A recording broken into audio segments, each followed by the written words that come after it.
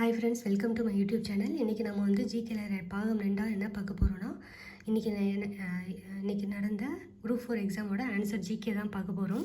2022-23ஆம் ஆண்டிற்கான தமிழ்நாட்டின் மொத்த மாநில உள்நாட்டு உற்பத்தி விகிதம் அதே காலகட்டத்தில் இந்தியாவின் ஜிடிபி வளர்ச்சி விகிதமாக 7.24% எதிராக 8.19% வளர்ச்சியடைந்தது. Option D.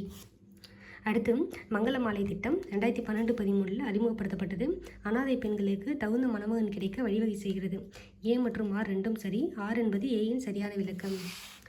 ரமீலா கூறுகையில், எனது மாமனாரான ராமநாதனின் ஒரே மகனான ராமன் ராகவியின் தந்தை. ரமணி ராகவியின் சகோதரி எனில் ரமணி ராமநாதனுக்கு என்ன உறவுனா பேத்தி. 3 ஆண்கள் மற்றும் 7 பெண்கள் 7 நாட்களில் 3780 சம்பாதிக்கின்றனர். 11 ஆண்கள் மற்றும் 13 பெண்கள் சேர்ந்து 8 நாட்களில் 15040 சம்பாதிக்கின்றனர் எனில் 7 ஆண்கள் மற்றும் 9 பெண்கள் சேர்ந்து எவ்வளவு நாளில் 12400 சம்பாதிப்பர்?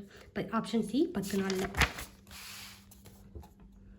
அதுக்கடுத்து, திராட்சை மற்றும் தக்காளியில் உள்ள அமிலங்கள் டேஷ் மற்றும் டேஷ் என்னென்னா டார்டாரிக் அமிலம், அக்சாலிக் அமிலம்.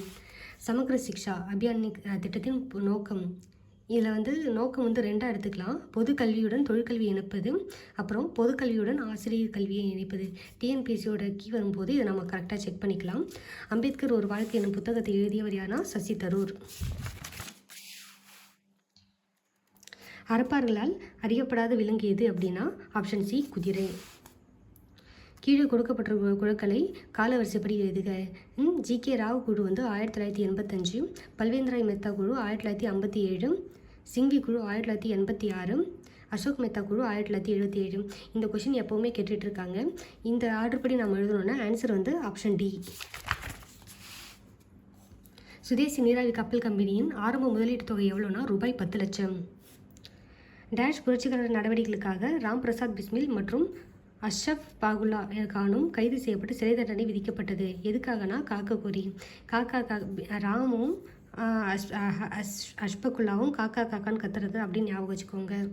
அதுக்கடுத்து, ஆதி திராவிட மற்றும் பழங்குடியின மக்களின் ஒட்டுமொத்த வளர்ச்சியை மேம்படுத்த பல்வேறு நலத்திட்டங்கள் 2023-24ஆம் ஆண்டுக்கான வரவு செலவு மதிப்பீட்டில் டேஷ் கோடிகள் ஒதுக்கீடு செய்யப்பட்டுள்ளன 3512.85. ரோம் நாட்டை சேர்ந்த மூத்த பிலினி தன்னுடைய இயற்கை வரலாறு என்னும் நூலில் டேஷ் இந்தியாவின் முதல் பேரங்காடி என குறிப்பிட்டுள்ளார். Option C.